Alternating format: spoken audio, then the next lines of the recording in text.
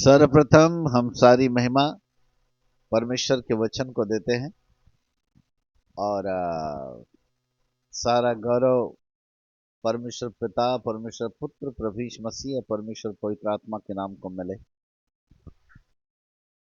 परमेश्वर का वचन बहुत ही अद्भुत और सामर्थी है। वही है जो हमको अलग अलग परिस्थितियों में हमको चलना सिखाता है, अलग अलग तरीके से हमको ढलना भी सिखाता है। जीवन के हर क्षेत्र में हर समस्या का इलाज परमेश्वर के वचन में है। और जब हम परमेश्वर के वचन को गहराई से समझने लगते हैं और उसके प्रकाशन को अपने जीवन के अंदर ग्रहण करने लगते हैं, तब ये हमारे जीवन के लिए आशीष का कारण बन जाते हैं। Praise God, hallelujah.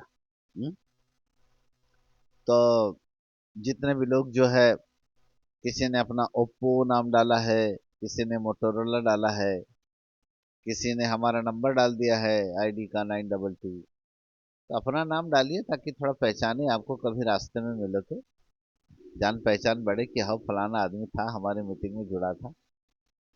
तो मोबाइल का नाम नहीं मत डालिए, अपना नाम डालिएगा, ठीक है।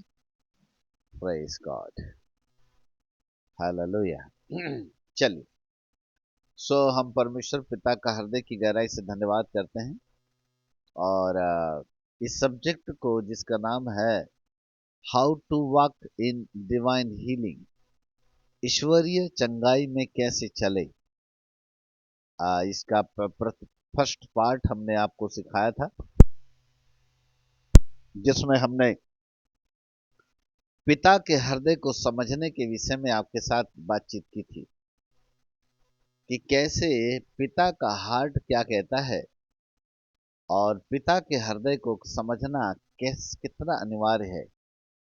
इसके विषय में हमने आपके साथ चर्चाएं की थी, ठीक है। अभी महत्वपूर्ण चीज जो है वो आपके सामने है। अभी हम थोड़ा इसको आगे की ओर बढ़ाएंगे। ईश्वरीय चंगाई में चलने का मतलब है प्रभु यीशु मसीह में जो लोग हैं वो कभी बीमार ना पड़े। रोमियो 8 उसका 1 बाइबल कहती है जो मसीह यीशु में है उन पर दंड की आज्ञा नहीं। जितने भी लोग प्रभु यीशु मसीह में है उन पर शारीरिक दंड, चाहे वो मानसिक दंड हो, चाहे वह आत्मिक दंड हो, चाहे वो अनंतकालिक दंड हो, चाहे वो बीमारियों का दंड हो, चाहे वो परेशानियों का दंड हो, बाइबल कहती है जो मसीह यीशु में है उन पर दंड की आज्ञा नहीं।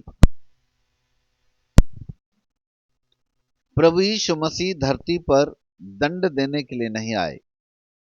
प्रभु यीशु मसीह मनुष्य जाति को उद्धार देने के लिए आए।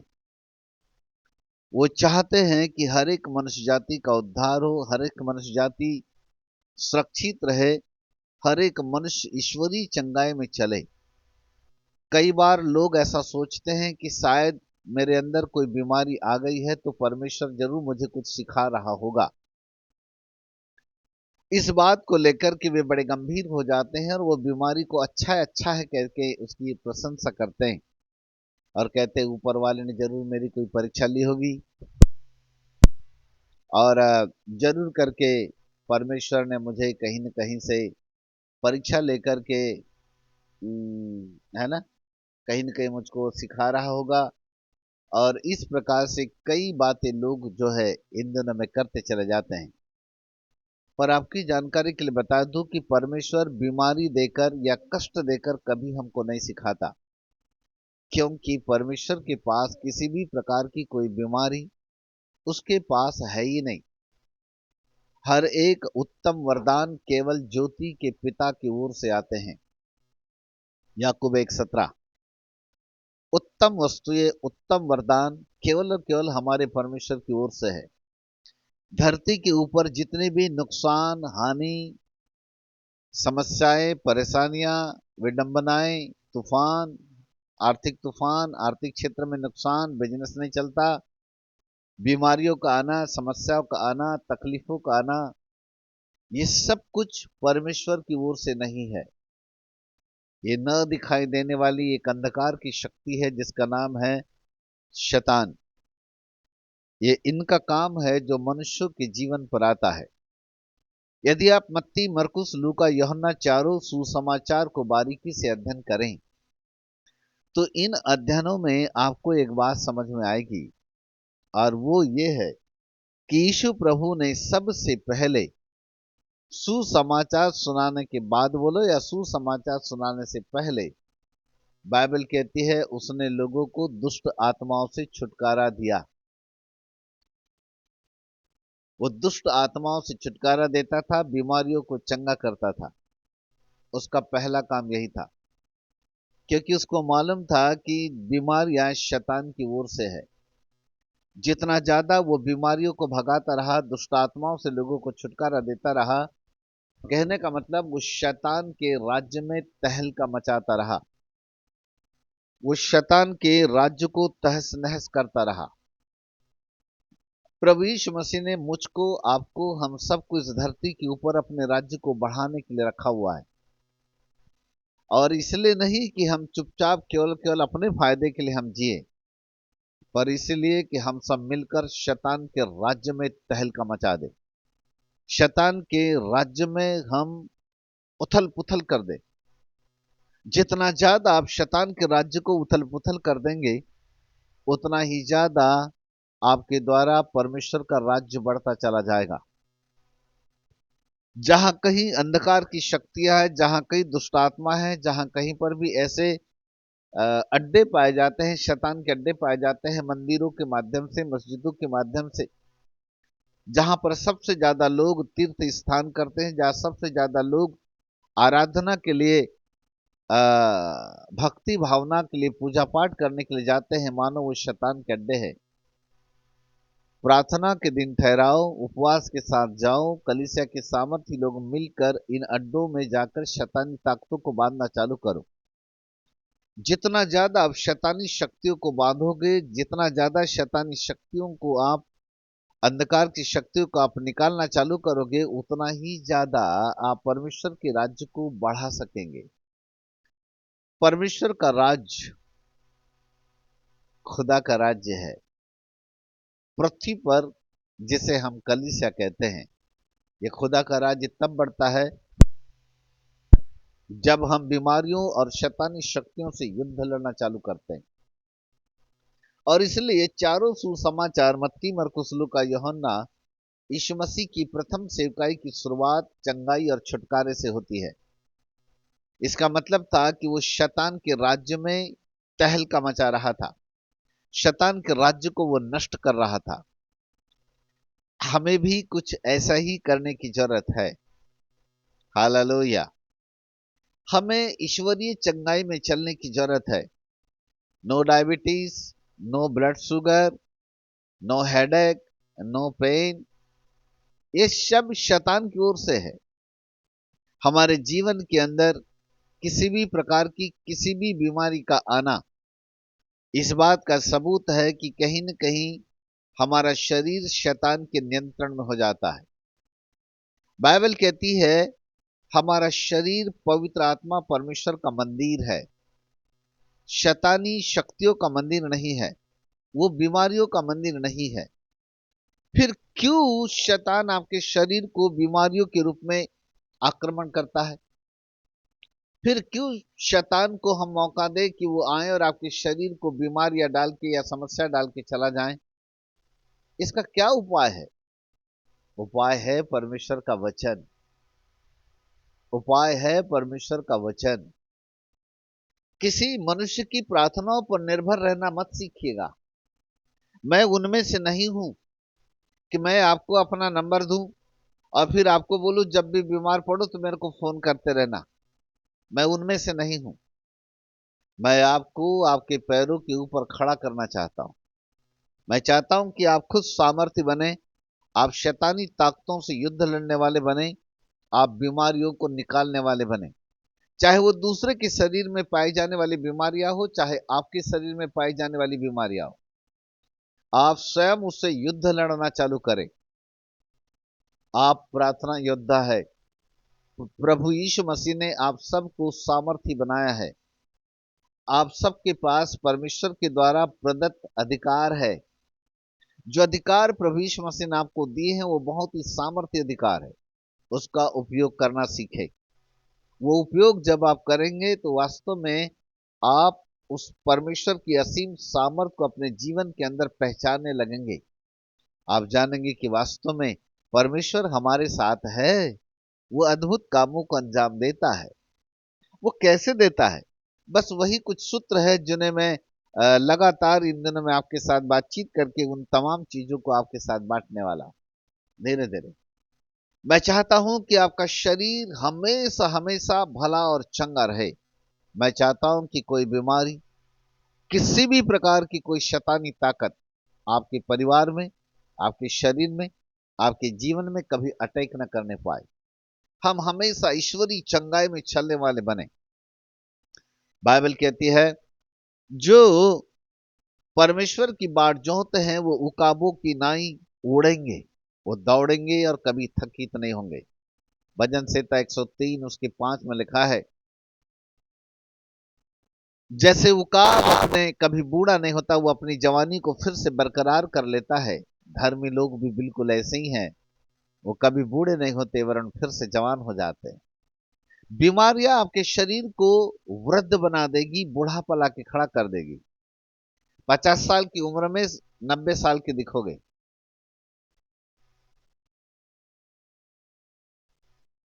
हम्म।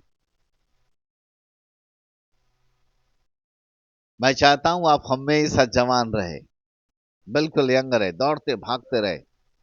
100 साल के भी हो जाएं तब भी आपके हाथों में लाठी का सहारा ना लगे। दौड़ने वाले बने। आपका शरीर भला चंगा रहे। और वो कुछ चाबियां है जो प्रभु यीशु मसीह ने अपने वचन में छोड़ के गया है, और मैं वो चाबी आपको देना चाहता हूं। Hallelujah, praise God. जिनके वीडियोस बंद है खोल दो, दिखो, सामने प्रकट हो जाओ। हम्म? तो जिनको, वे लोग जो केवल मोबाइल से अपना नेटवर्क, मोबाइल के नेटवर्क से ही ज्वाइन होते हैं, आपके लिए एक सलाह दूं, घर में वाईफाई रखिएगा। अभी धीरे धीरे सभी घरों में वाईफाई हो जाए तो कभी भी एनी टाइम अनलिमिटेड इंटरनेट रहेगा, तो आपको ज्वाइन होने में कभी तकलीफ नहीं होगी। हम्म? नहीं तो फिर आपका मोबाइल दम तोड़ देगा, जल्दी दम तोड़ देगा ऐसे में। तो घर में वाईफाई रखें, जिनके पास नहीं है उनके लिए सलाह है मेरी। अच्छा वाईफाई रखें ताकि आप, और ये मेरे और आपके साथ ये एक दो दिन का रिश्ता नहीं है। आप ज्वाइन होते चले जाइएगा, जिंदगी भर रहोगे, ऐसे ही सीखते चले जाएंगे हम। हम्म? 40 साल मेरे साथ रह करके सीखोगे तो खत्म नहीं होगा, इतना खजाना है। 40 साल, तो 40 साल और आगे तक चलना है, तो वाईफाई रखिए अच्छा। और हर चीज में मजबूत रहे, ज्वाइन हुए, बहुत सारी चीजें अपन सीखते चले जाएं। यदि आपका शरीर ही बीमार होगा तो आप दूसरों को चंगाई कैसे दे पाएंगे? कैसे आप दूसरों को ब्लेस करोगे? एक व्यक्ति खुद ही दारू पिए और दूसरों को बोले कि भैया दारू नहीं पीना, तो कोई मानेगा क्या उसकी बात? कोई नहीं मानेगा। बोले खुद ही दारू पीता और दूसरों को बोलता है दारू नहीं पीना। तो पहले उसको दारू से छुटकारा प्राप्त करना पड़ेगा। ठीक ऐसे ही आपके शरीर में पाई जाने वाली बीमारियों से आपको पहले चंगाई पाना पड़ेगा। आप खुद ही भले चंगे नहीं रहेंगे तो आप दूसरों को चंगाई के विषय में कैसे सिखा पाएंगे? इसलिए सबसे पहली बात होती है, और विशेषकर प्रभु के दासों और अगुओं के लिए बहुत ही महत्वपूर्ण है ये बात, कि आप भले चंगे रहें। किसी भी प्रकार से कोई बीमारी आपके जीवन के ऊपर अटैक न करने पाए। Praise God, hallelujah. राइट। तो कैसे? चलिए हम कुछ सूत्रों के विषय में आपके साथ बातचीत करते हैं। In the name of Jesus. चारों सुसमाचार का बारीकी से अध्ययन करें तो सबसे पहले हमने पिछले माह में आपको यह बताया था कि पिता के हृदय को समझना, पिता के हृदय को जानना कि वास्तव में पिता क्या चाहता है। और उसके बाद अब परमेश्वर और प्रभु यीशु मसीह के बीच के उस संबंध की कड़ी को जोड़कर पुत्र प्रभु यीशु मसीह हमारे साथ किस प्रकार से व्यवहार करता है, हमें उसको समझना पड़ेगा। चलिए चलते हैं। जब प्रभु यीशु मसीह गलील में गए तो वहां पर यीशु मसीह ने एक प्रश्न पूछा, तुम क्या चाहते हो कि मैं तुम्हारे लिए करूं? हालेलुया। यीशु मसीह ने पूछा, तुम क्या चाहते हो कि मैं तुम्हारे लिए करूं? नोट कीजिए मेरी बात को। यीशु मसीह के द्वारा किए जाने वाला यह प्रश्न बहुत ही अद्भुत था। जब एक बार यरीहो के किनारे, सड़क के किनारे एक अंधा भिखारी जिसका नाम बरतिमाई था, भीख मांग रहा था। और प्रभु यीशु मसीह उसी यरीहो नगर में एंट्री किया रोड के किनारे से। तो अंधा जोर से चिल्लाता हुआ चला, हे दाऊद की संतान, मुझ पर दया करो, दया करो, दया करो। अंततः प्रभु रुक गए।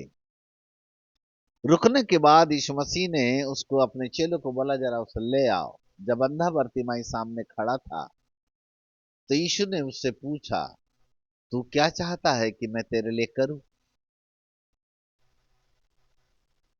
नोट कीजिए इन बातों को, बारीकी से नोट कीजिए।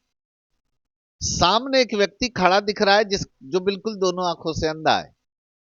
हाथ में कटोरा है, भीख मांग रहा है। फटे कपड़े हैं, कई कई महीनों से नहाया नहीं होगा। भिखारी जो ठहरा सामने दिख रहा है कि दोनों आंखों से अंधा है। दिख रहा है कि यार मांगेगा क्या, पुकारी क्यों रहा था, चंगाई पाने के लिए पुकार रहा होगा।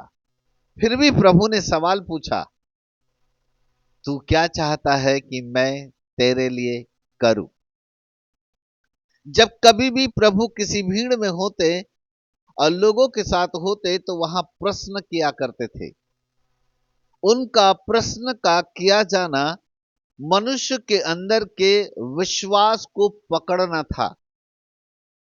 वो प्रश्न ही एक ऐसा महत्वपूर्ण प्रश्न था जिसके आधार पे प्रभु उन लोगों के अंदर के विश्वास को देखना चाहता था कि वह कौन सा विश्वास है।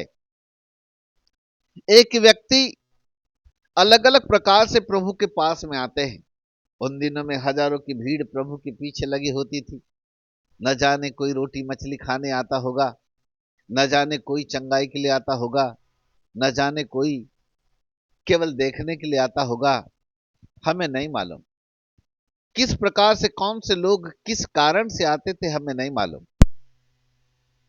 पर उस बड़ी भीड़ में प्रभु यीशु मसीह लोगों से पूछता, तुम क्या चाहते हो कि मैं तुम्हारे लिए करूं? ये वाक्य, ये प्रश्न इस बात का सबूत था कि प्रभु यीशु मसीह लोगों के मन के विचारों को पढ़ना चाहता था कि आखिरकार उनके दिमाग के अंदर क्या चल रहा है, उनके मन के अंदर क्या चल रहा है, इस बात को पकड़ना चाह रहा था। हालेलुया। जब आप रविवार के दिन चर्च के लिए निकलते हो कि आज हमें चर्च जाना है, कई देशों में, दूसरे जगहों में सैटरडे के दिन लोग चर्च लगाते हैं वहां की छुट्टी के अनुसार। भारत के अंदर अधिकतर लोग रविवार के दिन चर्च लगाते हैं क्योंकि रविवार को छुट्टी होती है। नेपाल शहर में शनिवार के दिन छुट्टी होती है, इसलिए लोग शनिवार के दिन चर्च लगाते हैं, है ना। जिस भी दिन हो, दिन मायने नहीं रखता।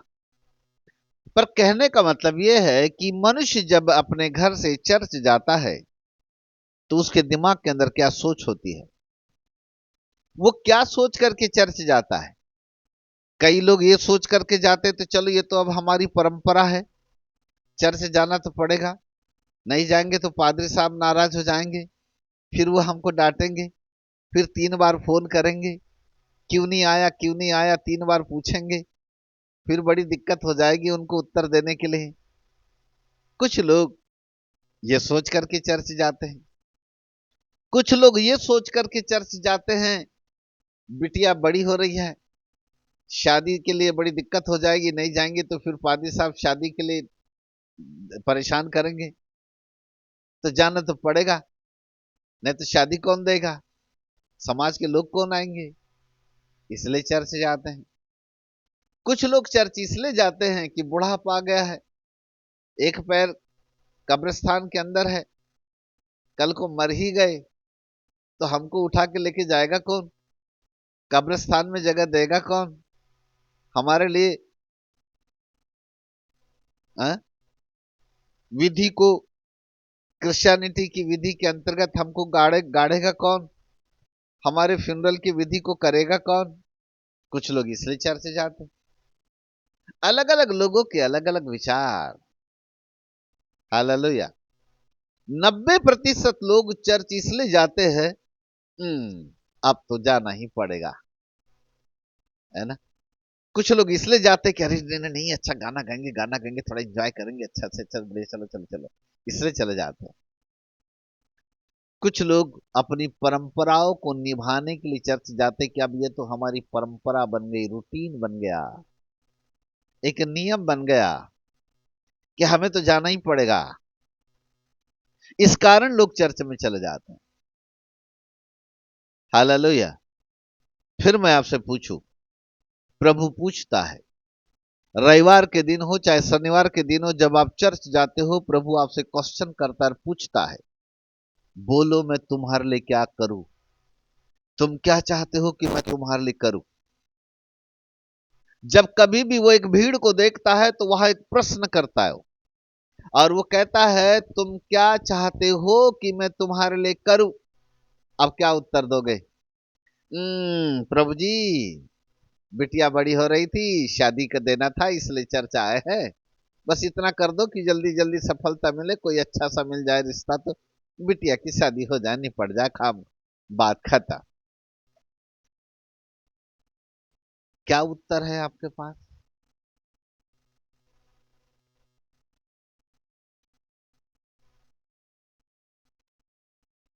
आज 99% कलीसिया परंपराओं में बंध गई, उनके रीति रिवाज और उनकी परंपरा ने उनको बांधकर चर्च के साथ जोड़ दिया। अब वो चर्च वो नहीं रहा जहां हमें परमेश्वर के साथ मिलना चाहिए। चर्च अब वो स्थान नहीं रहा जहां हमारे लिए चंगाई और छुटकारे का अनुभव मिलना चाहिए।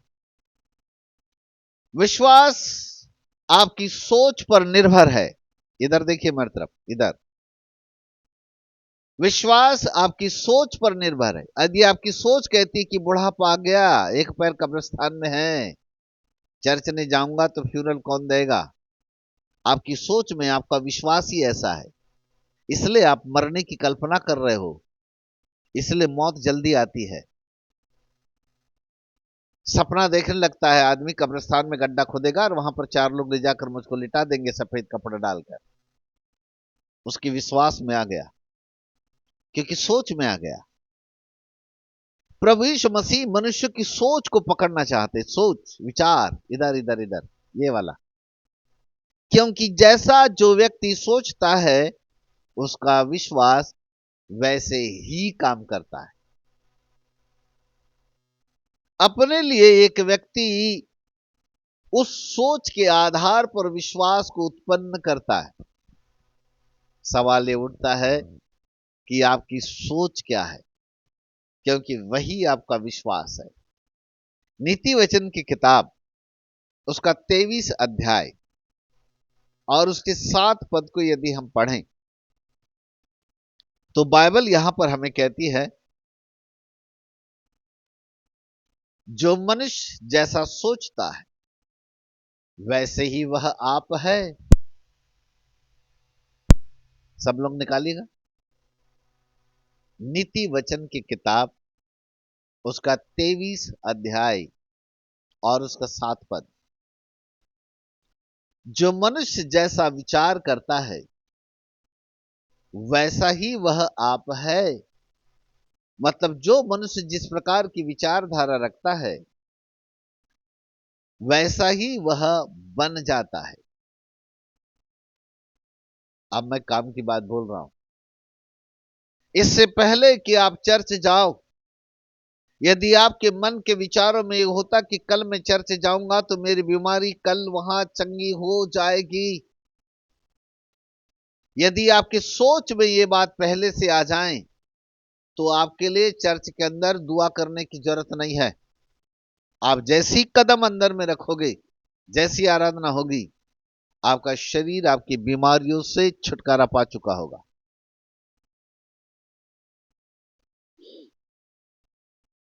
हालेलुया।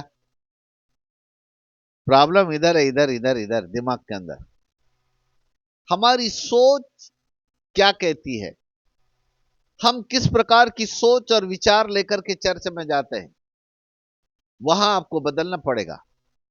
पिता का हृदय एक देने वाला हृदय है, परंतु पिता हमारी सोच पर निर्भर है कि हम किस सोच के आधार पर अपनी चर्च में जाते हैं।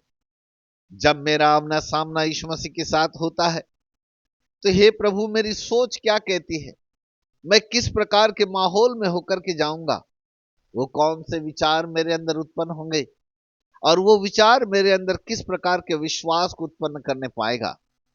और जब हमारी सोच और हमारा विश्वास दोनों एक साथ मिल जाता है तो हमारे लिए वही होता है जो हम मांगते हैं। हालेलुया। बरतिमाई ने जैसे ही सुना कि यहां से यीशु नासरी जा रहे हैं, उसकी सोच में आई एक बात। अब ध्यान दो, वो क्या बोल रहा था, हे दाऊद की संतान मुझ पर दया कर। अंधे बरतिमाई की बात। अब एक बात बताओ, उसने केवल सुना कि यहां से यीशु नासरी जा रहा है और पुकार क्या रहा है वो, हे दाऊद की संतान। इसका मतलब था कि उसकी सोच में यीशु मसीह केवल यीशु नासरी नहीं था, पर उसकी सोच में वो दाऊद की संतान था। वो जानता था इस बात से कि वो जो जगत का उद्धार करता बनकर के आया है, उसके लिए भविष्यवाणी थी, वो दाऊद के घराने का है, वो दाऊद का वंशज है, वो वही है जो मनुष्य जाति को छुटकारा देने के लिए आया हुआ है। ये वही है जो हमको चंगाई और छुटकारा और आशीष देने वाला परमेश्वर के रूप में है। ये वही है जो जगत का उद्धार करता है, क्योंकि ये दाऊद का वंशज इस बात को जान गया। आप जरा ध्यान दीजिएगा उसको। लिखा है, जब अंधा बरतिमाई चिल्लाने लगा तो यीशु मसीह ने सुना नहीं, वरन जाता रहा, जाता रहा, चलता रहा, चलता रहा, चलता रहा, चलता रहा, चलता रहा, चलता रहा। पर वो अंधा बार बार पुकार रहा था, हे दाऊद की संतान यीशु मुझ पर दया कर, दाऊद की संतान यीशु मुझ पर दया कर, दाऊद की संतान। बाइबल कहती है यीशु खड़ा हो गया। हाँ, क्यों खड़ा हो गया? माइक लगा के पुकार रहा था। उसकी पुकार थी दाऊद की संतान। यीशु इसलिए खड़ा हो गया कि ये आदमी साधारण नहीं है। कई लोग हैं जो मुझको नहीं जानते कि मैं दाऊद का वंशज हूं, लेकिन ये अंधा मुझे कैसे जानता है कि मैं दाऊद का वंशज हूं? मुझे इस अंधे के लिए यहां रुकना पड़ेगा, मुझे इसके लिए खड़ा होना पड़ेगा। एक अच्छे हिंदी के ट्रांसलेशन में लिखा है, वह जड़वत सा खड़ा रह गया, ऐसा लिखा है। अवाक, जड़वत यानी चिपक गया, बिल्कुल वही हतप्रद हो गया, खड़ा हो गया। जैसे ही उसने सुना, हे दाऊद की संतान, बाइबल कहती यीशु खड़ा हो गया। अब ध्यान दीजिए, अंधे बरतिमाई के विचार में क्या चल रहा था, लोगों के विचार में क्या चल रहा था और यीशु के विचारों में क्या चल रहा था? चेलों के विचार में चल रहा था, ये काहे को इतना ज्यादा बड़बड़ बड़बड़ बड़बड़ करता है। तो चेले उसको डांट रहे थे, चुप रहो चुप रहो चुप रहो, दिमाग खराब है तेरा, इतने बड़े प्रभु के सामने हल्ला कर रहा है, चुप। लोग इस प्रकार से उसको डांट रहे थे।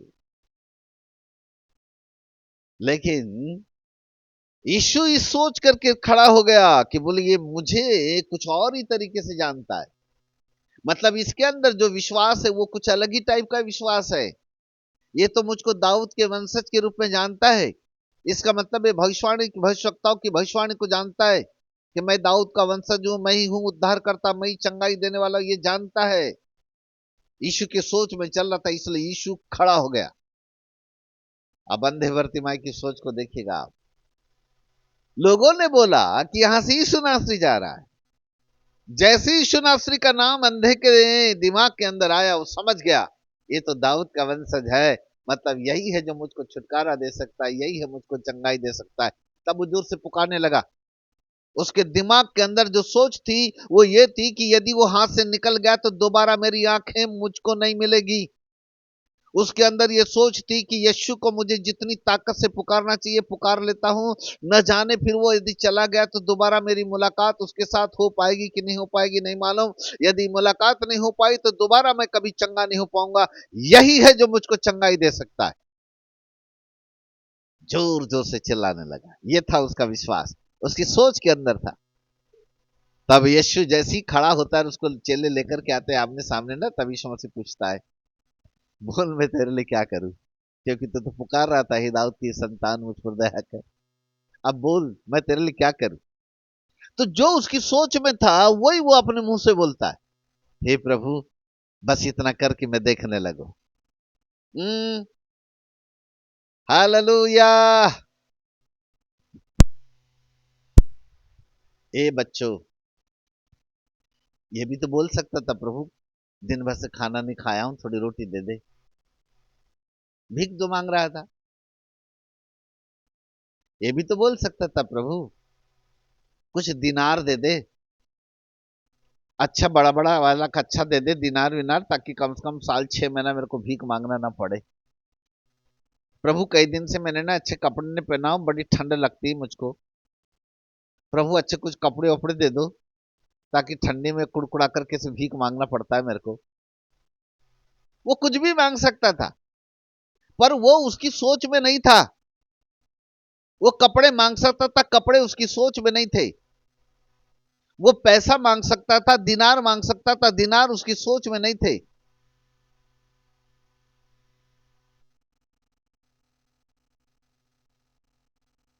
वो रोटी मांग सकता था, पर रोटी भी उसकी सोच में नहीं थी। उसकी सोच में थी, यही है जो मुझको चंगा कर सकता है, यही है। ये था उसकी सोच में। और यही सोच से वो खट से, जैसे ही यीशु ने बोला ना उसको, बोल मैं तेरे लिए क्या करूं, तब वो अपने मुंह से बोलता, बस प्रभु इतना कर कि बस मैं देखने लगा। अर्थात जो सोच में था वही उसके मुंह में आया। ए प्रभु के बाल को, आपकी सोच में क्या है? आपकी सोच ही आपका विश्वास है। यदि आपकी सोच कहती है ठीक है ना, आराम से धीरे धीरे चंगा हो जाऊंगा, तो फिर हो जाओगे आराम से 4 महीने के बाद। कई लोगों की सोच रहती है ऐसी, मेरे लिए एक आदमी नहीं, कम से कम 10-12 लोग पूरी कली से दुआ करेगी तब कहीं प्रभु मेरे को देगा छुटकारा आराम से। तो उनका विश्वास ही वैसा है। इसलिए आराम से जब तक उनके लिए 10-20 लोग दुआ नहीं करेंगे तब तक वो कभी ठीक नहीं होती। और कभी इस बात को नोट करके रखा आपने, आपके चर्च में एक अविश्वासी आता है, 1 या 2 प्रार्थना करते वो ठीक हो जाता है, लेकिन विश्वासियों को महीनों लगते हैं। कभी नोट किया आपने? हेलो, विश्वासियों के लिए दुआ करके देखना, महीनों लगते, महीनों। और नहीं तो फिर हॉस्पिटल के दर्शन पक्का। कारण उसकी सोच, उसकी सोच ही ऐसी है कि मैं तो आराम से धीरे से चंगा हो जाऊंगा, जब तक हॉस्पिटल में नहीं जाऊंगा, जब तक डॉक्टर का इंजेक्शन नहीं लगेगा, जब तक 2 गोली नहीं खाऊंगा, तब तक ठीक होने वाला नहीं हूं। वो काम पूर्ता के लिए जरूर बोलता है लोगों से, मेरे लिए दुआ करना, मेरे लिए दुआ करना। उसका विश्वास दुआ करने पर नहीं है, पर उसका विश्वास चंगाई करने पर नहीं है, कि मैं कैसे चंगा हो सकता हूं। और वो चंगाई का सबसे पहला रास्ता हमारी सोच से होकर के गुजरता है। विचार यहां से होकर गुजरता है। हालेलुया। नीति वचन 23:7 बाइबल कहती है, जो मनुष्य जैसा विचार करता है वैसा ही वह आप है। अब यदि आप अपने विचारों में रखो कि मैं बीमार हूं, मैं बीमारी रहूंगा, बड़ा लाचार हूं, धीरे धीरे चलूंगा, लंगड़ लंगड़ के चलूंगा, उठा उठ के ऐसा करते चलूंगा, आपकी सोच में है। इसलिए आपकी सोच आपके विश्वास को बनाए रखिए और उसी विश्वास के आधार पर आपको आराम से फिर मिलते रहता है। बल्कि बीमारियां बढ़ जाएगी लेकिन कम नहीं होगा। लेकिन यदि आपकी सोच कहती है अभी इसी वक्त यीशु के नाम से मैं चंगा हूं, आपकी सोच आपके विश्वास के साथ काम करेगी, आपका शरीर चंगा हो जाएगा। बहुत सारे सूत्र है। आज मेरा सूत्र पहला सेकंड पार्ट है। मैं ये सेकंड पार्ट, पहला पार्ट मैंने आपको सिखाया हार्ट ऑफ फादर, पिता का दिल। आज दूसरा सूत्र सिखा रहा हूं, विश्वास हमारी सोच पर निर्भर। हेडिंग आज का लिख लीजिए, विश्वास हमारी सोच पर निर्भर। जैसी आपकी सोच वैसा ही आपका विश्वास। जिधर आपके विचार वैसे ही आपका विश्वास काम करेगा। आपके विचारों के आधार पर ही आपका विश्वास काम करता है। जहां बड़ी भीड़ वहां यीशु प्रश्न पूछते हैं, तुम क्या चाहते हो कि मैं तुम्हारे लिए करूं? कई भीड़ में से कई लोग ये उत्तर दे रहे होंगे, प्रभु मैं बीमार हूं, मैं चंगा होना चाहता हूं। किसी ने कहा होगा, प्रभु मेरी बेटी के अंदर दुष्ट आत्मा है, वो बिल्कुल नहीं निकल रही, प्रभु मैं इसलिए आई हूं कि मेरी बेटी के अंदर का दुष्ट आत्मा निकल जाए। किसी ने कहा होगा, प्रभु वो रोटी मछली जो खिलाए थे ना, उसका टेस्ट अभी तक खत्म नहीं हुआ, मैं तो इसलिए लगा हुआ हूं कि शायद वो रोटी मछली फिर से मिल जाए। किसी ने कहा होगा, प्रभु हम तो केवल देखने के लिए आए थे कि कैसी दुष्टात्मा निकलती है, कैसे होते हैं चमत्कार। तो प्रभु कहते, जैसी तुम्हारी सोच वैसी तुम्हारा काम। वो सोच के ही आए थे ना, ऐसा कि हम तो देखेंगे जी मजा, तो मजे ही देखो जिंदगी भर। जिसकी जैसी सोच प्रभु वैसे ही उनके लिए काम करता है। हमारा विश्वास हमारी सोच के आधार पर ही काम करता है। हमारे विचार क्या है? हालेलुया। एक आ, कई लोगों के एक विचार होते हैं। वो जो भी पैसा कमाते हैं उसमें से एक बजट बनाते हैं, कागज के ऊपर लिख लेते हैं कितने रुपए का कौन सा सामान आज लेना है, और बिल्कुल गिनती का सामान लेकर के गिनती का बिल्कुल घर में रखेंगे।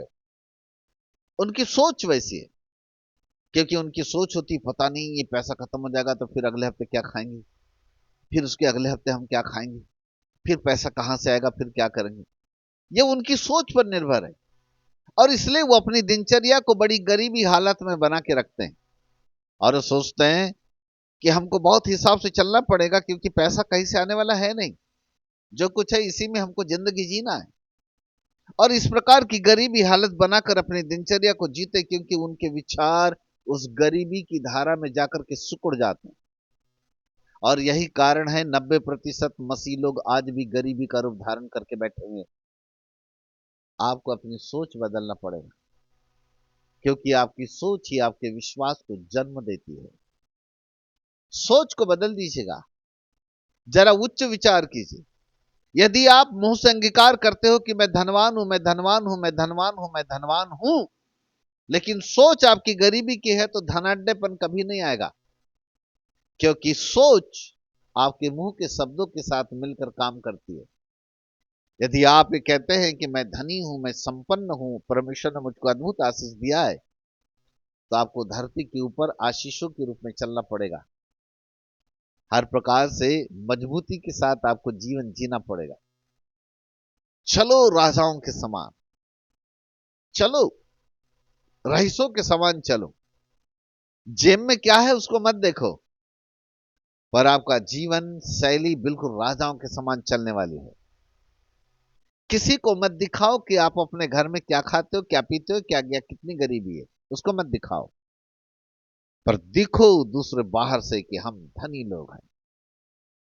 जब आपकी सोच उस लेवल को पार कर जाती है कि मैं बहुत बड़ा आदमी हूं और मैं एक धनी हूं, मैं संपन्न हूं, सारे आशीषों से परिपूर्ण हूं, और जब आप उस सोच को विश्वास में काम करने के लिए लागू कर देते हो, तो वो संपन्नता, वो प्रॉस्पेरिटी, वो धनाढ्यपन आपके जीवन के अंदर आने लगता। Hallelujah, praise God. जो लोग जॉब करते हैं, आपके लिए बताऊं, आप सिर्फ और सिर्फ अपनी सैलरी पर निर्भर होना मत सीखिए कि मेरी सैलरी इतनी है और इतनी सैलरी में मुझको अपने परिवार के लिए ये खर्च करना है, वो खर्च करना है, ये है, वो है, वगैरह वगैरह। सैलरी पर निर्भर होना ही आपकी गरीबी का मुख्य कारण है। आप परमेश्वर पर निर्भर होना सीखें, अपनी सोच को बदल दें। यदि परमेश्वर के ऊपर निर्भर हो जाओगे तो सैलरी खत्म हो जाए कोई परवाह नहीं, खुदा और कहीं से मदद करेगा, क्योंकि हमारा परमेश्वर यहोवा ईरे, उपाय करने वाला परमेश्वर है, ये विश्वास करें। अपने विचारों में इस बात को गांठ बांध ले कि मेरा परमेश्वर यहोवा ईरे, उपाय करने वाला परमेश्वर है। यदि वो इस्माइल के लिए उपाय कर सकता है, अब्राहम के लिए उपाय कर सकता है, इसहाक के लिए उपाय कर सकता है, मूसा के लिए उपाय कर सकता है, इजरायलियों के लिए उपाय कर सकता है, तो वो मेरे लिए और आपके लिए भी उपाय कर सकता है। ये हमारी सोच और हमारे विश्वास के ऊपर निर्भर है। हालेलुया। जब इजरायली लोग लाल समुद्र के किनारे जाकर के खड़े हो गए तो सोच में क्या आया उनके, पता है? उनके विचार में आया, अब हम यहां नष्ट हो जाएंगे, अब हम यहां मर जाएंगे। तब वो मूसा के विरोध में कुड़कुड़ा के बोलने लगे, मूसा, तूने हमको यहां कैसे लाया? अब देख, पीछे फिरौन की सेना हमको मारने के लिए आ रही है, उनके हाथों में भाले हैं, वे हमको मार डालेंगे, उनके हाथों में तलवारें भी हैं। यदि हम अंदर घुसे तो पानी के अंदर यदि डूब जाएंगे तो वहां पर भी हमारे लिए मौत है, और यदि हम वहां से न जाएं, यहीं खड़े रहे, तब भी मौत है। मेरी बात समझ में आ रही है आपको? उनके विचार, जो उनके विचारों में था वही उनके मुंह से निकला। वो कहने लगे हम मर जाएंगे, उनके विचारों में आया।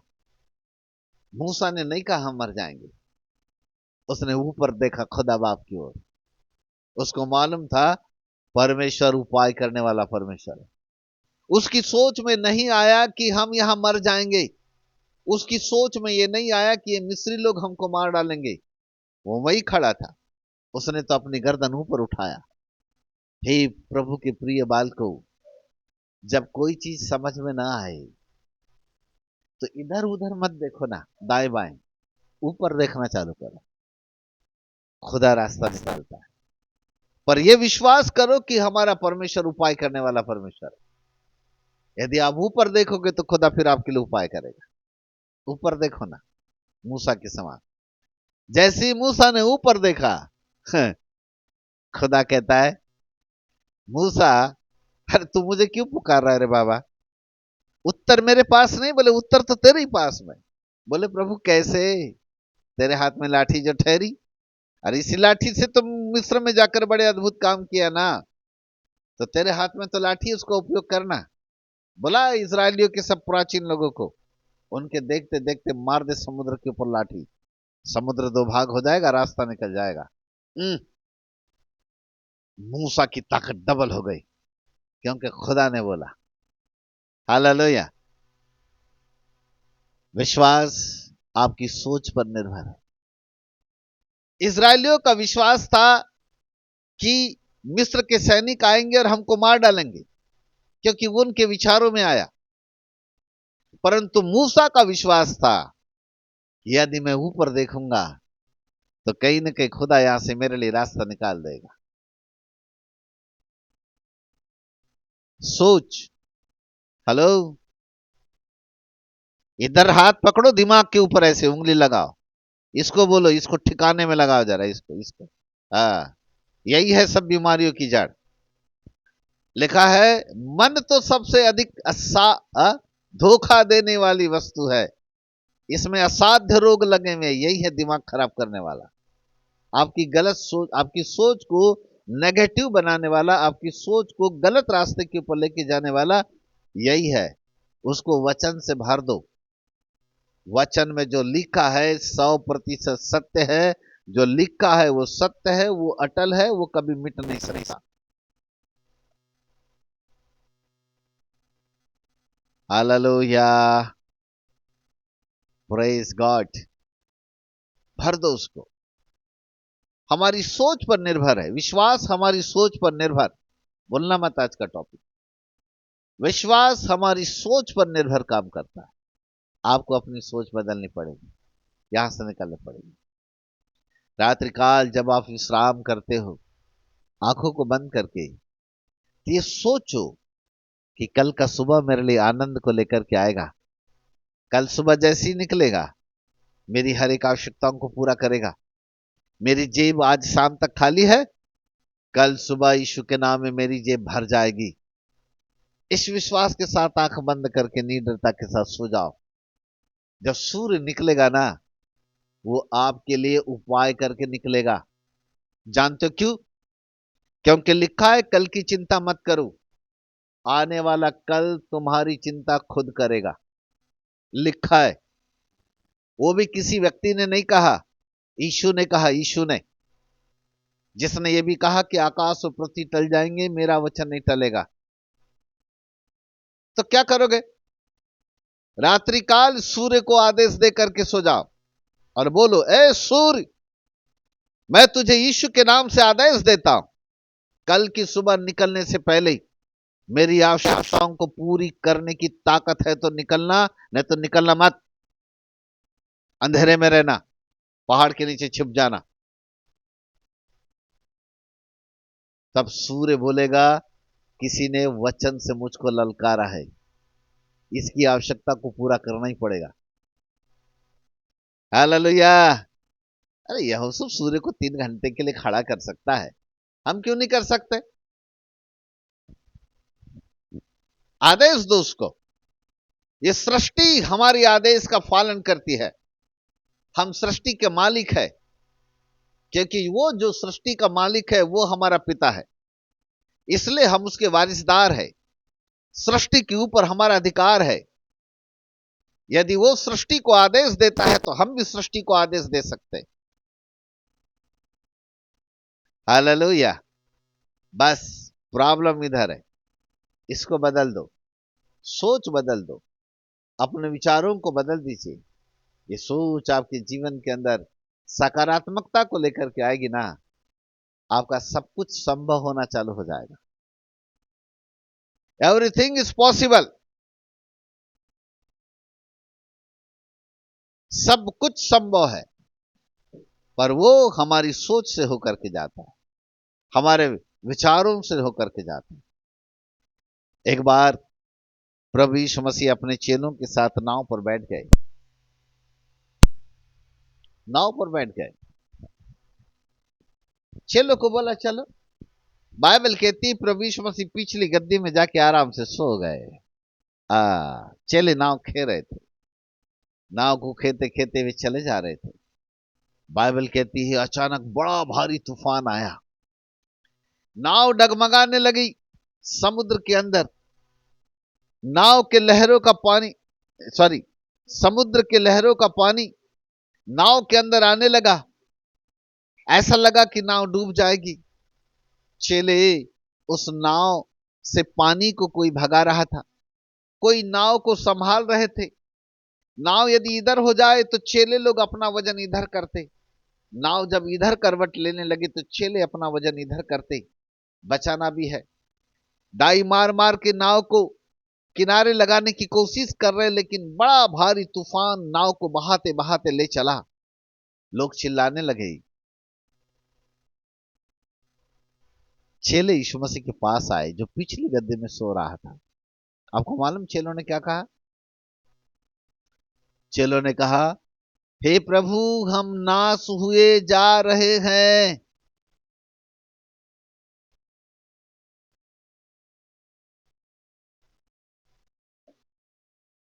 मरकुस के चौथे अध्याय को 35 पद से लेके आगे तक आराम से घर में पढ़िएगा,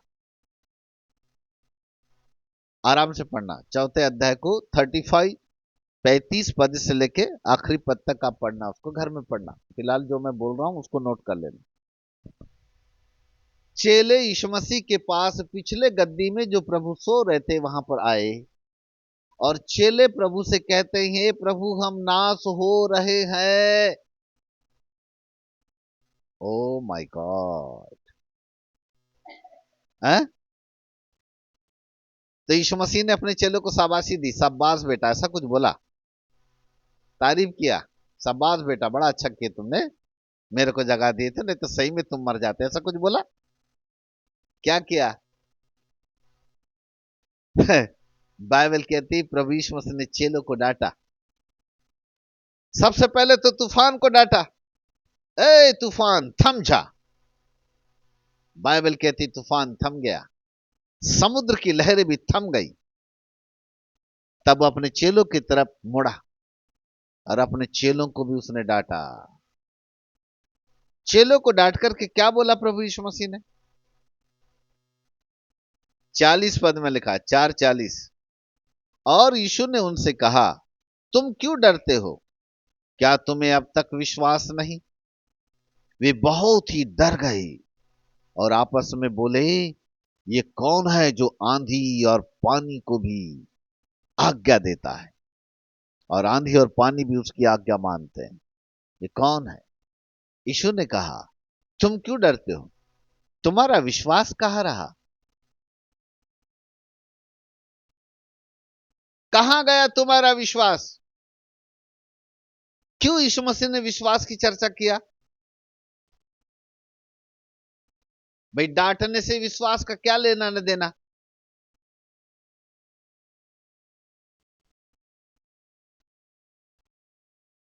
यीशु ने तूफान को डांटा, तूफान थम जा, तूफान थम गया।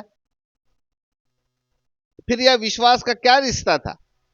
जो चेलों को प्रभु यीशु मसीह कह रहे हैं, क्या तुम्हें अब तक विश्वास नहीं? एक अच्छे ट्रांसलेशन में ऐसा लिखा हुआ है, तुम्हारा विश्वास कहां रहा, ऐसा लिखा है।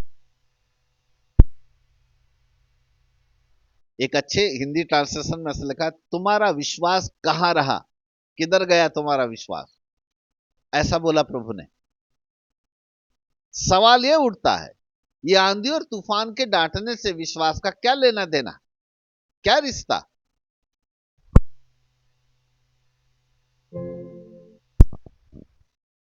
Hello, praise God, hallelujah. हम्म बात समझ में आई? प्रभु यीशु मसीह अपने चेलों को कह रहे थे, तुम्हारी गलत सोच ही तुम्हारे गलत विश्वास को लेके आती है। चेलों के अंदर ये सोच आ गई थी कि अब हम मरने वाले हैं, नाव बचने वाली नहीं है, नाव भी डूबने वाली है, तूफान हमको बड़ा उड़ा के लेके जा रहा है, समुद्र के किस छोर में जाएंगे हमको अब कुछ नहीं आता पता।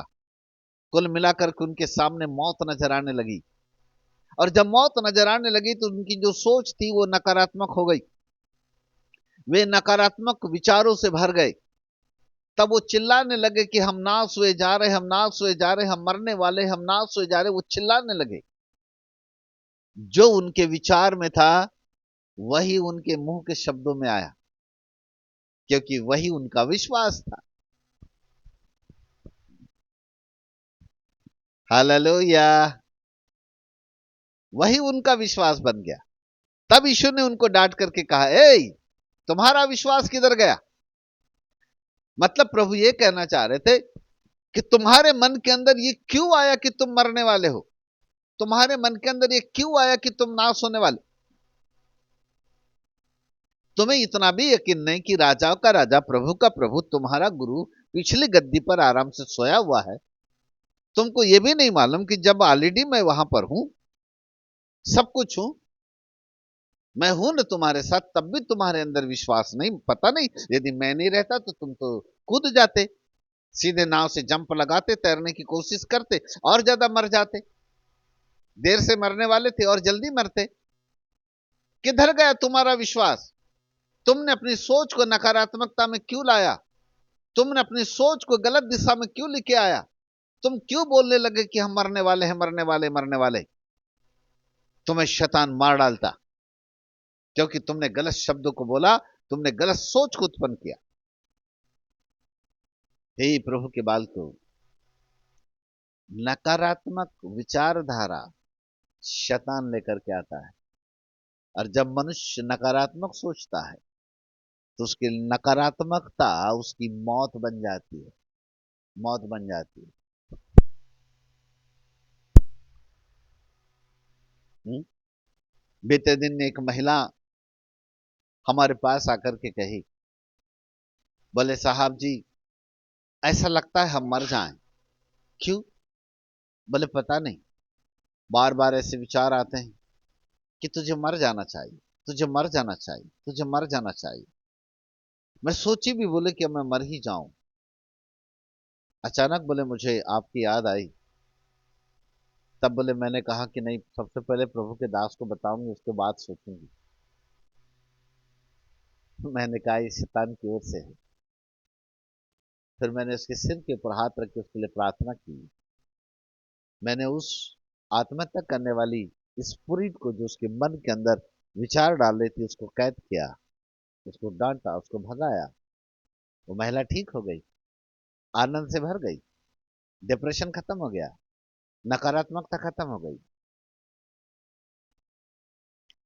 शैतान आपके विचारों के माध्यम से आपके ऊपर प्रहार करता है, आपके जीवन के ऊपर आक्रमण करने वाला शैतान आपके विचारों से आक्रमण करता है। सबसे पहले आपके विचारों को नकारात्मकता की ओर लेकर के आता है। और जब व्यक्ति के विचार नकारात्मक होते हैं तो उसका विश्वास भी नकारात्मक होता है। चेलों ने कहा हम नाश हो रहे, इसका मतलब था उनके विचार नकारात्मक हुए और उनका विश्वास भी नकारात्मक हुआ, और वो मरने की बात कहने लगे। उनका विश्वास ही नेगेटिव हो गया, उनका यकीन खत्म हो गया कि अब यीशु प्रभु हमको बचा सकता है। उनका विश्वास नकारात्मक विश्वास में तब्दील हो गया। यही कारण था यीशु ने चेलों को डांटा और कहा तुम्हारा विश्वास कहाँ रहा? बोलो यीशु प्रभु की हालेलुया। हाँ? नोट कीजिए इन तमाम बातों को। In the name of Jesus.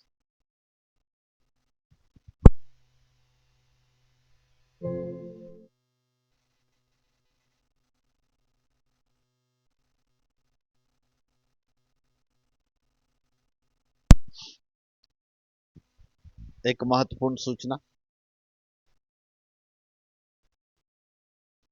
प्रभु के अनुग्रह से हम 28 जनवरी 2026 को बैचलर ऑफ थियोलॉजी स्टार्ट करने जा रहे हैं।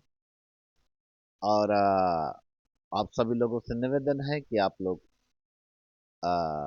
नए स्टूडेंट्स तक पहुंचेगा। हमारा हैंडबिल्स आपके ग्रुप में आया होगा, आप इसे दूसरे लोगों तक पहुंचाएं और अपने अपने चर्च में अनाउंसमेंट करें। 2 दिन बचे हैं, जितना जल्दी हो सकता है फटाफट एडमिशन कराएं, ताकि 28 जनवरी की पहली क्लास में इनको सीखने को मिले। क्योंकि पहला क्लास ही फाउंडेशन होता है। हम पूरे साल भर का फाउंडेशन पहली क्लास में डालते हैं, जिससे कि पहली क्लास में वो अद्भुत रूप से सीखे। तो सारे सूचनाएं हम पहली क्लास में अवगत करते हैं, और ये बिल्कुल अलग प्रकार का कोर्स है। 3 साल के अध्ययन को हमने 1 साल में तब्दील किया है, और इसलिए आप इसे हैंडबिल्स को आगे बढ़ाएं, अपने दोस्तों को खबर दें, फोन करें, अपने चाहने वाले लोगों को आप उनके इसके विषय में बताएं और उनको प्रोत्साहित करें कि वे यूनिवर्सिटी के इस बैच को कर सके, ताकि 28 तारीख को हम इन लोगों के साथ क्लास में शामिल हो सके। ठीक है? तो सब लोग प्रार्थना कीजिएगा और प्रकट कीजिए, देखिए कि ये कैसे जितना ज़्यादा स्टूडेंट्स हमको मिले, क्योंकि आप ही लोगों से हम अनुरोध करते हैं, जितने हमारे पुराने स्टूडेंट्स हैं उन्हीं से हम कहते हैं कि नए लोगों तक पहुंचे। तो आप ही के द्वारा हम नए नए लोगों तक पहुंचते हैं, तो आपका सहयोग हमें मिलता रहे। बहुत बहुत धन्यवाद। गुजरात वाले यदि यहाँ पर हैं तो आपका 14 फरवरी को आपका कन्वोकेशन गुजरात वापी में होने जा रहा है। और आप सब लोगों की जो डिग्रियां है वो 14 फरवरी को मिल जाएगी, तो आप वहाँ तैयार रहें। और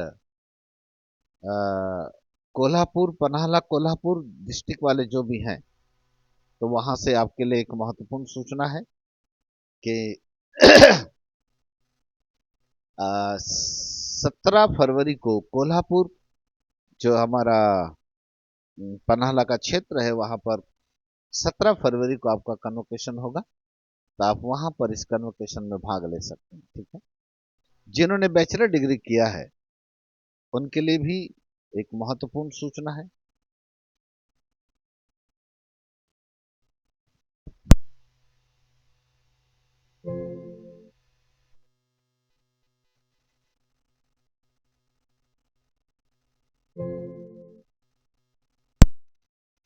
जस्ट वेट।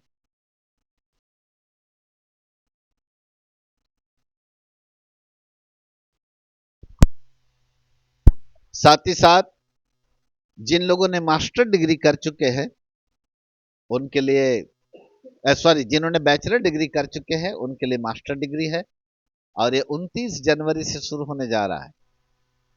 तो जिनके पास ऑलरेडी बैचलर डिग्री है और जिन्होंने बैचलर डिग्री हमारे पास कर लिया है, आप कृपया अपना एडमिशन फटाफट मास्टर डिग्री के लिए करें, क्योंकि मास्टर डिग्री इसकी बड़ी डिग्री कहलाती है।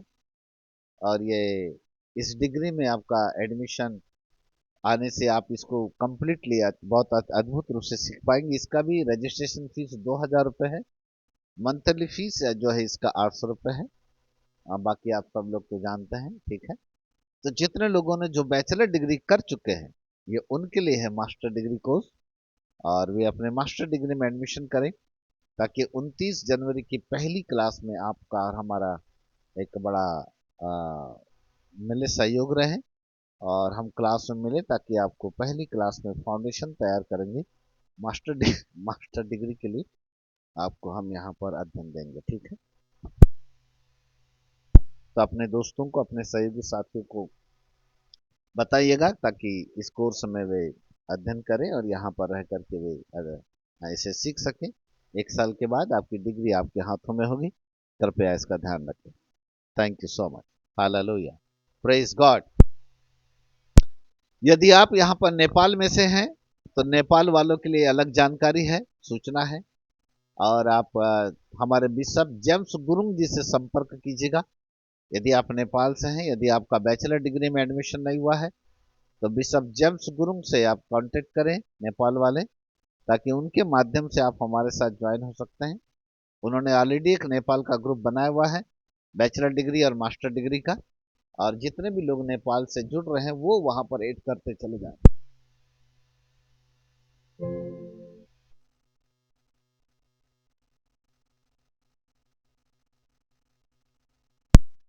तो बिशप जेम्स गुरुंग जी जो है वो नेपाल वालों को उधर के ग्रुप में ऐड कर रहे हैं। वे भी हमारे साथ बैचलर डिग्री वाले 28 को और मास्टर डिग्री वाले 29 तारीख को हमारे साथ होंगे।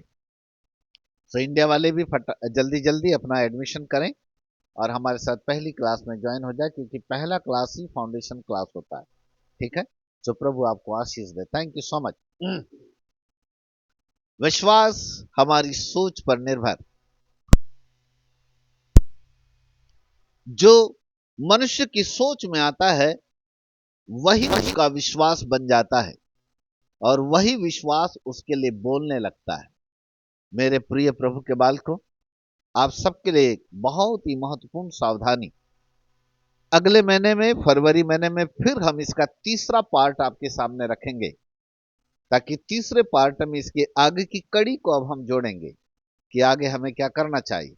लेकिन आज के लिए इतना काफी है कि आपकी विश्वास आपकी सोच के आधार पर उत्पन्न होता है।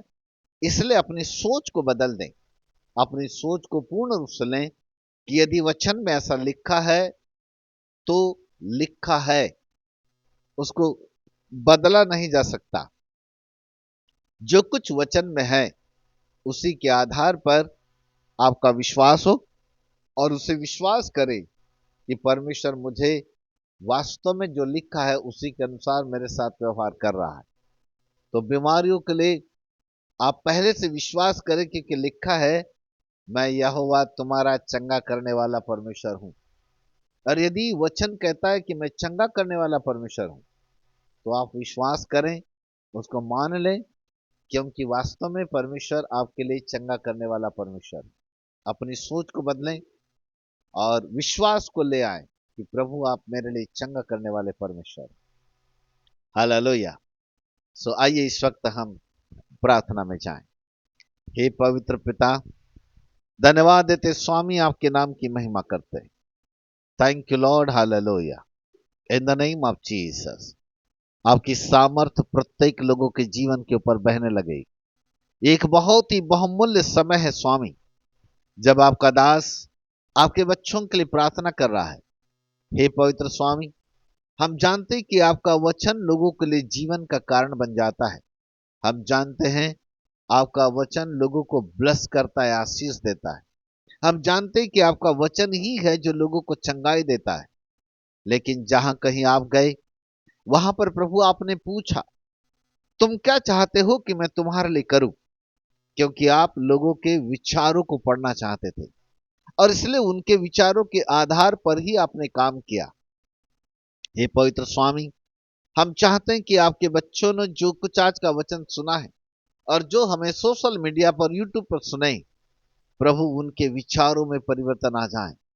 हमारा विश्वास चर्च की परंपराएं और वहां की रीति रिवाज और संस्कृतियों में बना ना रहे, पर हमारा विश्वास परमेश्वर के वचन के आधार पर चंगाइयों को, छुटकारे को प्राप्त करने वाला विश्वास बन जाए। हम विश्वास के वीर बनना चाहते हैं प्रभु, जैसे कि पिता परमेश्वर बाइबल उन विश्वास के वीरों के विषय में प्रभु लेख लिखती है। ऐसे ही हमारा इतिहास एक विश्वास के वीरों में गिना जाए। हम विश्वास की एक मजबूत कड़ी बन जाए, ताकि हे पिता, हमारे अंदर वो विश्वास जन्म लेने लगे जिसके द्वारा हम स्वयं अपने शरीर के अंदर पाए जाने वाले बीमारियों को नष्ट करने पाए। ऐ खुदावंद, दुष्ट आत्माएं हमारे जीवन के ऊपर कभी अटैक न करने पाए।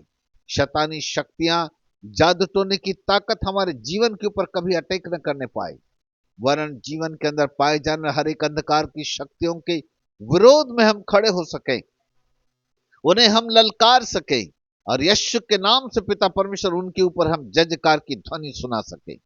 हे पवित्र स्वामी, अपने बच्चों को अधिकार प्रदान कीजिएगा।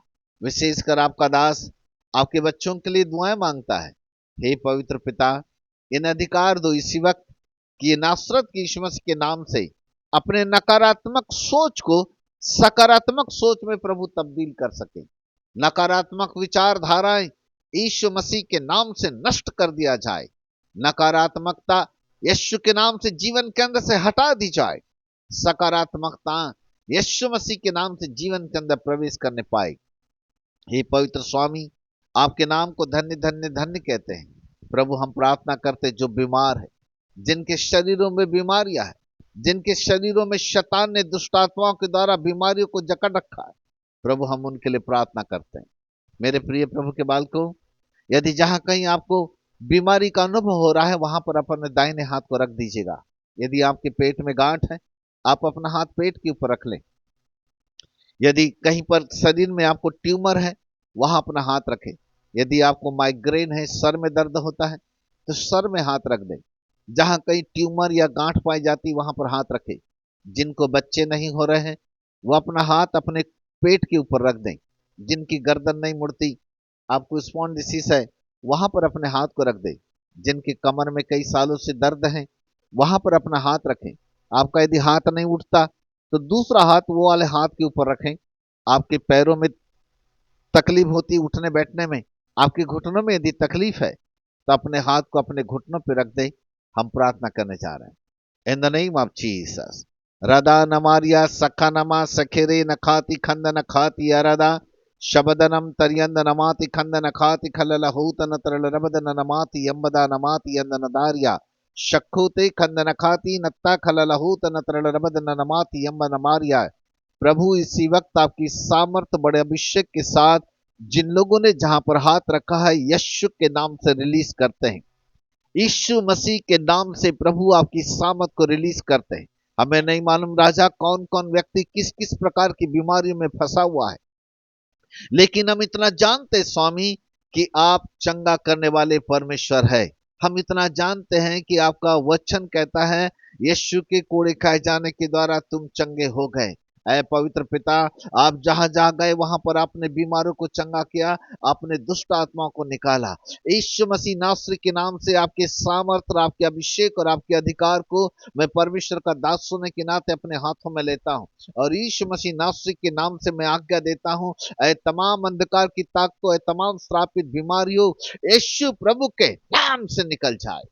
रदाना सखा नमा सखराती खंदन खातिया नदानम तरियंद नमो शबराते खलल खोत नत्रल रबदन नमाति अम्बदा। हे पवित्र स्वामी, इसी वक्त आपका तेजस्वी प्रकाश आपके बच्चों के जीवन के ऊपर प्रभु प्रवेश करने पाए यीशु मसीह नासरी के नाम से, यीशु प्रभु के नासरी के नाम से।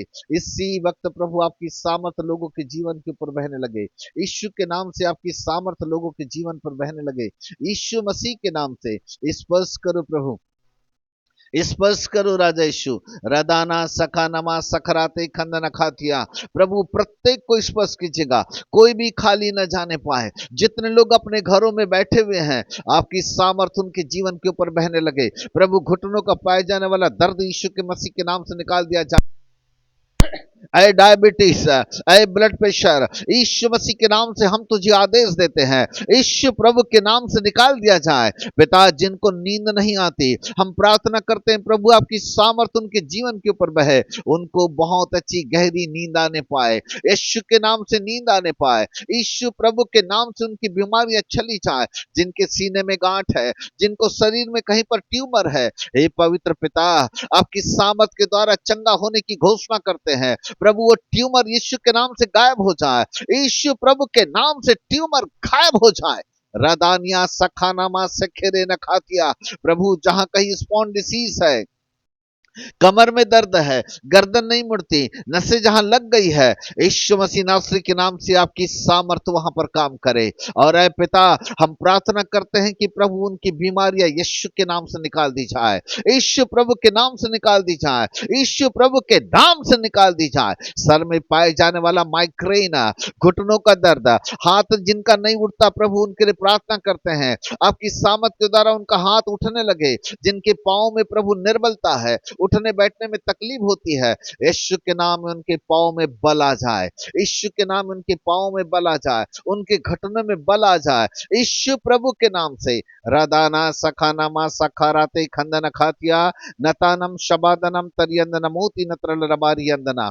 मेरे मित्र पवित्र आत्मा, आपका तेज से प्रकाश आपके बच्चों के जीवन के ऊपर चमकने लगे।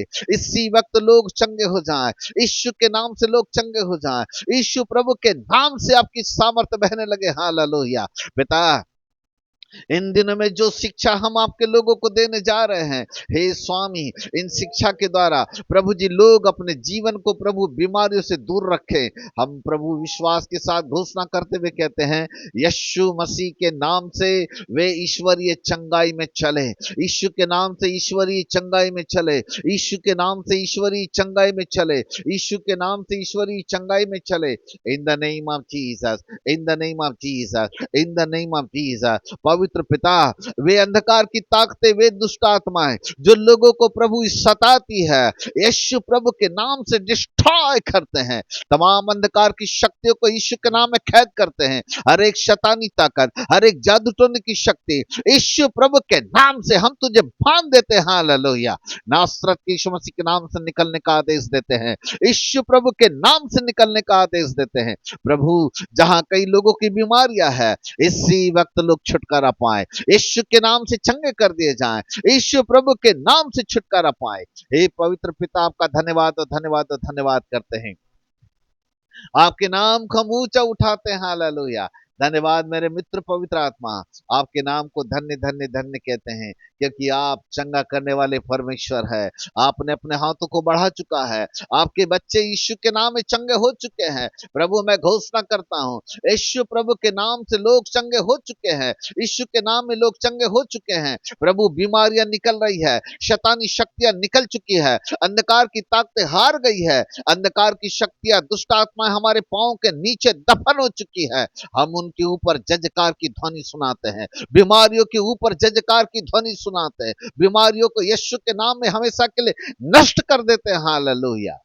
ऐ पवित्र स्वामी, अपने बच्चों पर तरस खाइएगा राजा। खुदाबा, लोग ईश्वरीय चंगाई में चले, यीशु मसीह के नाम से ईश्वरीय चंगाई में चले। प्रभु मैं चाहता हूं कि लोग कभी बीमार न होने पाए। पिता परमेश्वर, इन दिनों में जो शिक्षा मैं देने जा रहा हूं, प्रभु मैं चाहता हूं कि लोग कभी भी बीमार ना पड़े, वरन बीमारियों के ऊपर अधिकार रखने वाले बन जाए। आज सेकंड पार्ट को ब्लेस कीजिएगा प्रभु जी, ताकि आने वाला तीसरा पार्ट इससे भी और अधिक प्रभावशाली होने पाए। धन्यवाद पवित्र पिता, आपकी महिमा हो। सब बातों में आपको प्रथम स्थान देते हैं, आदर सम्मान महिमा सब कुछ आपको देते हुए महिमावंत मसीह यीशु के नाम से मांगते ग्रहण करो पिताजी। आमीन आमीन और आमीन। बोलो यीशु प्रभु की जय। एक बार जोरदार तालियां प्रभु के लिए। Hallelujah, glory to Jesus.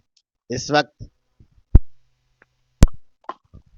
ये समय है कि हम अपने बीज को बोएं। जो बोने वाले को बीज और भोजन के लिए रोटी देता है, वह तुम्हें भी बीज देगा और उसे फलवंत करेगा और तुम्हारे धर्म के फलों को बढ़ाएगा। सेकंड कुरिन्थियों 9:10। आइए हम अपने बीज को बोएं। परमेश्वर के वचन को हमने सीखा है, जबरदस्ती किसी के लिए नहीं है, परंतु बाइबल कहती है जो थोड़ा बोता है वो थोड़ा काटता है, जो ज्यादा बोता है वो ज्यादा काटता है। जो कुछ ये हमारे चर्च का क्यूआर कोड है, डायरेक्ट हमारे चर्च का है। ये ECDIC Episcopal church diocese of India council, जो हमारा सेंट्रल गवर्नमेंट से रजिस्टर्ड डायसिस है, इसका डायरेक्ट ये क्यूआर कोड है। आप ये क्यूआर कोड का इस्तेमाल करके आपको जो भी लगे, आप उसमें अपने उत्तम बीजों को यहाँ पर आप बो सकते हैं, है ना। सो प्रभु आपको आशीष दें, आप बोते भी चले जाएं और मेरी भाषा को सुनते भी चले जाएं। 28 जनवरी को हमारा बैचलर डिग्री स्टार्ट होने जा रहा है। नंबर 2, 29 जनवरी को मास्टर डिग्री यानी MTH स्टार्ट होने जा रहा है, और ये उन लोगों के लिए है जिन्होंने बैचलर डिग्री कर लिया है। तो अपने अपने रजिस्ट्रेशन जल्दी से जल्दी कीजिएगा, 2 दिन बचे हैं, ताकि हम क्लास में आपके साथ मुलाकात कर सके। अपने दोस्तों को भी प्रकट कीजिए, बताएं, ताकि वे लोग भी हमारे साथ ज्वाइन हो सके। ये अपने हाथ को बढ़ाए। बाइबल कहती है लेने से देना धन्य है। जब हम परमेश्वर के राज्य में देते हैं, परमेश्वर और उदारता पूर्वक हमको ब्लेस करता है। अपनी सोच को बड़ा रखें। जब हमारी सोच बड़ी होगी, तो वास्तव में हमारी सोच के आधार पर परमेश्वर उसी विश्वास के आधार पर आपको बीज भी देगा। यदि आपकी सकारात्मक सोच आपके सकारात्मक विश्वास को लेकर के आती है, यदि आप बीज बोने में भी सकारात्मक है, अपने हाथों को बढ़ाएं, बीज बोने में अपने बहुमूल्य हाथों को डालें। अपने गूगल पे या फोन पे या जो भी आप यूज करते हैं, वहां पर आपका क्यूआर कोड को ओपन करें और इस क्यूआर कोड को स्कैन करके पर प्रभु के राज्य के लिए जो कुछ दे सकते हैं आप दें। फिर एक बार मैं बोलूं, किसी के लिए कोई जबरदस्ती नहीं है। जो लोग नेपाल से हैं, बाहर से हैं, उनके लिए ये क्यूआर कोड मान्य नहीं है ना। आप यदि वहां पर परमेश्वर के राज्य के लिए कोई भेंट देना चाहते हैं, तो आप वहां पर अपने पास रख लीजिएगा और बिशप गुरुंग जी को दे दीजिएगा। हमारे बिशप जेम्स गुरुंग के पास यदि वो भेंट चली जाएगी, तो उनके माध्यम से हमारे पास पहुंच जाएगी। जो भी लोग यदि अपने नेपाल शहर से आप हमें भेंट देना चाहते हैं, बहुमूल्य अपने बीज को बोना चाहते हैं, तो जेम्स गुरुंग जी को बो दीजिए और उनको बता दीजिए, उनके माध्यम से हमारे पास पहुंच जाएगा। ठीक है, हालेलुया। सो ये बीज का समय है। बाइबल कहती है लेने से देना धन्य है, दो तो तुम्हें दिया जाएगा। सो अपने हाथों को बढ़ाएं, परमेश्वर के राज्य के लिए कुछ अद्भुत देना सीखें, ताकि परमेश्वर आपको बहुत ऐसे आशीष दे। मेरे प्रिय प्रभु के बाल को, अगले महीने में फिर मुलाकात करेंगे हम, क्योंकि इसका तीसरा पार्ट फिर आपके सामने रखेंगे। ये ये ये ये सब्जेक्ट समाप्त होने वाला सब्जेक्ट नहीं है, ये समाप्त नहीं होगा, ये चलेगा बहुत दिन। ये यूनिवर्सिटी का एक स्कूल है जिसका नाम था स्कूल ऑफ हीलिंग। मैं इसको फ्री में आपको सिखा रहा हूं, और बस ये चाह रहा हूं कि जब मैं सिखा रहा हूं तो आप अपने दिल की गहराई से परमेश्वर के राज्य के लिए आप इसको बोएं। आपकी बोने की क्षमता हमारे मिनिस्ट्री के लिए आशीष का कारण बनेगा। आपका एक एक पैसा हमारे मिनिस्ट्री में कहीं न कहीं बड़े उपयोग में आएगा, तो आप वहां दें। हम फीस लेकर इसको नहीं पढ़ा रहे हैं, इसलिए क्योंकि मैं चाहता हूं कि ज्यादा से ज्यादा लोग इसको प्राप्त करें इस शिक्षा को, और ज्यादा से ज्यादा लोग इसको सीखें। इसलिए मैंने इसको निःशुल्क रखा है। परंतु अंत में हम आपसे अपेक्षा करते हैं कि आप जो भी आपका हृदय करें आप उसको बोल सकें। तो आप परमेश्वर के राज्य के लिए बोल रहे हैं, किसी मनुष्य के लिए नहीं बोल रहे हैं, आप परमेश्वर के राज्य के लिए बोल रहे हैं, और प्रभु आपको इसके लिए अद्भुत आशीष प्रदान करे। Thank you so much. God bless you everyone. इस वक्त जो है अब हम अंतिम प्रार्थना के साथ इसको विदा करने वाले हैं। Hallelujah, praise God, hallelujah. So जिनको क्यूआर कोड नहीं आता है समझ में, तो आप चाहे तो हमारा नंबर 865586 952 पर भी आप भेज सकते हैं। 86555586 952 पर भी अपने उत्तम भेंट को आप भेज सकते हैं। प्रभु आपको आशीष दे। हम यहाँ प्रार्थना करेंगे और प्रार्थना के साथ फिर इसे हम समाप्त करेंगे। Thank you so much. पवित्र पिता, एक बार फिर से आपका धन्यवाद करते हैं, सुंदर समय के लिए आपने सिखाया और बहुत सारी अद्भुत बातें हमें सीखने को मिली। प्रभु हृदय की गहराई से धन्यवाद देते हैं। आपके नाम को महिमा मिले, आपके नाम को आदर मिले, सम्मान मिले। हे स्वामी, आज की शाम बहुत अद्भुत रही, क्योंकि हमने वास्तव में बहुत ही अद्भुत रूप से हमने सीखा। इसके लिए भी हृदय की गहराई से हम धन्यवाद देते हैं। पवित्र पिता, हम चाहते हैं कि आप हमारे साथ रहें और अद्भुत आशीष प्रदान करें, ताकि आपके बच्चे और अत्यधिक प्रभु इसको सीख सकें। धन्यवाद पवित्र स्वामी, आपके नाम को महिमा मिले, आदर मिले, सम्मान मिले। आपके बच्चों ने जितनों ने आज अपने हाथों को बढ़ाकर बीज बोया है, आपके राज्य के लिए हम उन्हें भी आशीष देते हैं। उनके खत्ते हमेशा हरे भरे रहें, उनके पारिवारिक और आर्थिक क्षेत्र के ऊपर बहुत आशीष हो। जो भी वो जॉब करते हैं, जो भी काम या धंधा या बिजनेस करते हैं, यीशु मसीह नासरी के नाम से उनके आर्थिक क्षेत्र को प्रभावशाली बनाइएगा राजा, ताकि लोग संपन्न रहें और अत्यधिक आशीष पाए। मैं परमेश्वर का दास उन्हें आशीष देता हूं। धन्यवाद के साथ आदर सम्मान आपको देते हुए महिमावंत मसीह यीशु के नाम से मांगते ग्रहण करो पिताजी, आमीन और आमीन। बोलो यीशु प्रभु की जय। अंतिम आशीष अब हमारे परमेश्वर पिता का प्रेम, प्रभु यीशु मसीह का अनुग्रह और पवित्र आत्मा परमेश्वर की शांति, आनंद और सहभागिता अब से लेकर युगानुग हम सबों के साथ, तमाम विश्वास करने वालों के साथ होती रही। आमीन, आमीन और आमीन। Praise God, hallelujah. Praise God. Pastor ji. Praise Praise God, God. hallelujah. Hallelujah. In the Hallelujah. name of Jesus, God bless you everyone. God bless you. We God. believe, Hallelujah. हम आशा करते हैं कि आप कहीं न कहीं बहुत अद्भुत चीजें सीख रहे हैं। धीरे धीरे ये चलेगा, साल भर चलेगा, 2 साल चलेगा, उसकी चिंता मत कीजिए, पर चलेगा। जब तक पूरा हीलिंग का सब्जेक्ट नहीं सिखाऊंगा तब तक इसे मैं बंद नहीं करूंगा। चिंता मत कीजिए, पूरी हीलिंग का पूरा पूरा पूरा अध्याय आपको सिखाने वाला है। सो प्रभु आपको आशीष दे, बस बने रहें। और जब भी हमारा हैंडबिल्स और ये लिंक आप तक पहुंचती है, तो कृपया कर आप इसे दूसरे लोगों तक भी इसको फॉरवर्ड करें, ताकि नए नए लोगों को जोड़िए। जूम की कैपेसिटी 300 लोगों की कैपेसिटी है, यानी लगभग 300 लोग एक साथ इसे देख सकते, सुन सकते हैं। तो जो भी नए नए लोग हैं, अन्य जाति के नहीं, एकदम से नए, पर आपके परिचय के ऐसे चर्च के लोग, उनको भेजें। मैं चाहता हूं कि वे जिंदगी भर ईश्वरीय चंगाई में चलें और कभी ये चंगाई उनके जीवन से कभी समाप्त होने पाए। साथ ही साथ हम बीमार लोगों के लिए प्रार्थना भी करेंगे कि उनकी